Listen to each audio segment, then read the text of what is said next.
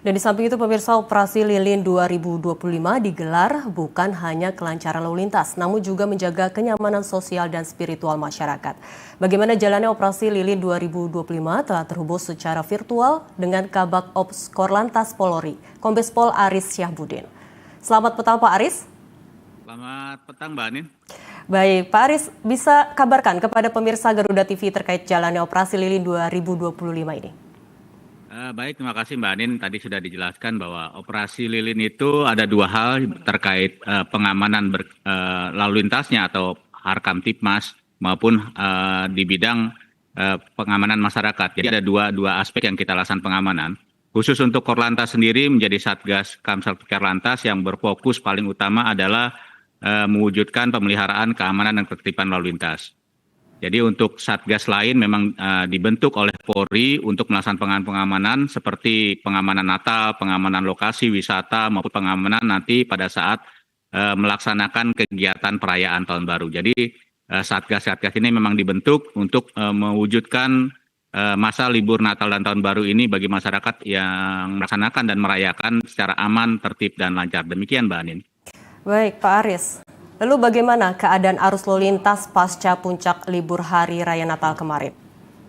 Baik, sesuai dengan prediksi kita dari awal bahwa dengan diberlakukannya work from anywhere, bahwa akan terjadi peningkatan arus lalu lintas pada tanggal 24. Dan ini juga sudah terlihat pada data yang dikeluarkan oleh rekan-rekan Jasa Marga bahwa pada tanggal 24 Desember kemarin merupakan puncak tertinggi kendaraan yang berasal dari Jakarta menuju ke Sumatera maupun ke arah timur maupun ke arah selatan ke arah Bandung, yaitu sebanyak 201.000 kendaraan.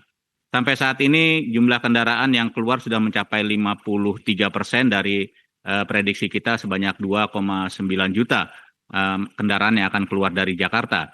Sementara situasi arus lalu lintas pasca tanggal 24 secara umum berjalan kondusif, lancar, kemudian terjadi beberapa kepadatan terutama pada ruas-ruas wisata seperti jalur puncak, kemudian ada juga di arah Bandung dan beberapa kawasan wisata lainnya. Namun secara umum 2 hari ini situasi lalu lintas berjalan dengan kondusif. Demikian Mbak Anin. Baik Pak Aris.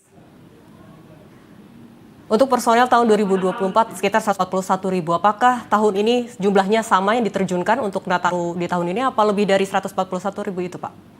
Ya, sementara jumlah personilnya memang tidak banyak berubah, ya memang, tapi penekanan pelaksanaannya memang sedikit berbeda.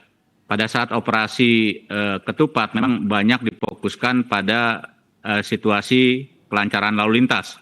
Dan kemudian kalau untuk operasi Lilin ini sendiri, karena ada 2 perayaan yang dilaksanakan, memang Satgas yang diterjunkan cukup banyak, termasuk pengamanan pada saat pelaksanaan rangkaian ibadah saudara-saudara kita yang melaksanakan kegiatan Natal. Kemudian juga memang di masa operasi ini juga kita masih terbagi untuk perkuatannya untuk melaksanakan kegiatan pengamanan maupun rehabilitasi pada lokasi-lokasi yang memang terjadi bencana terutama di wilayah Sumatera.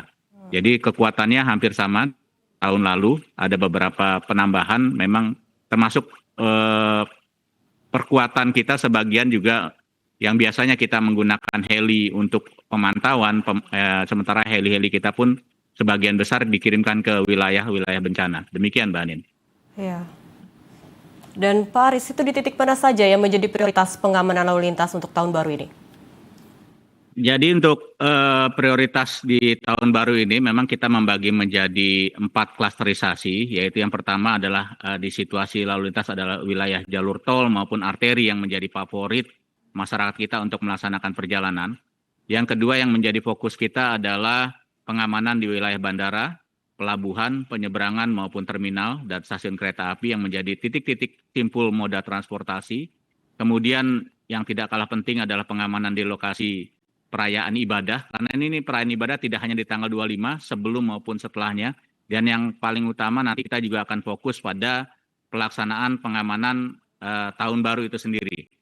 Walaupun sudah ada himbauan dari pemerintah untuk melaksanakan dengan secara sederhana, namun biasanya ini akan diikuti oleh gangguan-gangguan kamtipmas lainnya seperti anak-anak muda yang akan melaksanakan mungkin balap liar dan lain-lain. Ini juga kita antisipasi hingga perayaan malam tahun baru juga berlaksana dengan aman dan tertib. Demikian Mbak Anin. Baik. Pak Aris, terakhir, apa imbauan bagi masyarakat yang akan meninggalkan Jakarta nantinya atau mungkin sebaliknya datang ke Jakarta kembali?